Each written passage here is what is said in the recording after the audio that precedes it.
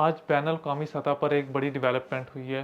امریکہ کے صدر Donald Trump کی طرف سے شام پر سے پابندیاں ہٹانے کے اعلان کے ایک روز بعد آج امریکی صدر ڈونلڈ ٹرمپ نے شام کے صدر احمد الشرا سے سعودی عرب میں اہم ملاقات کی ہے۔ امریکی اخبار واشنگٹن پوسٹ کی رپورٹ میں کہا گیا ہے کہ یہ اعلان ٹرمپ انتظامیہ کے خدشات کے باوجود کیا گیا ہے، کیونکہ ماضی میں القاعدہ کے ساتھ تعلقات کی وجہ سے احمد الشرا کو واشنگٹن نے دہشت گرد قرار دیا تھا۔ ناظرین، امریکی اتحادی اسرائیل نے شام پر سے پابندیوں میں نرمی کی مخالفت کی ہے۔ ڈونلڈ ٹرمپ کا کہنا ہے کہ انہوں نے یہ اقدام اپنے دو قریبی ساتھیوں سعودی ولی عہد محمد بن سلمان اور ترکی کے صدر طیب اردوان کی ترغیب پر اٹھایا ہے۔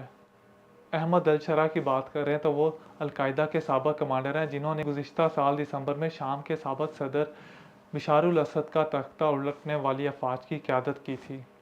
ناظرین، ان کے ساتھ ڈونلڈ ٹرمپ کی بات چیت کو بڑے قریب سے دیکھا جائے گا، کیونکہ مبصرین اس سے اندازہ لگائیں گے کہ واشنگٹن دمشق کے ساتھ کس حد تک اپنے تعلقات دوبارہ ترتیب دینے میں دلچسپی رکھتا ہے۔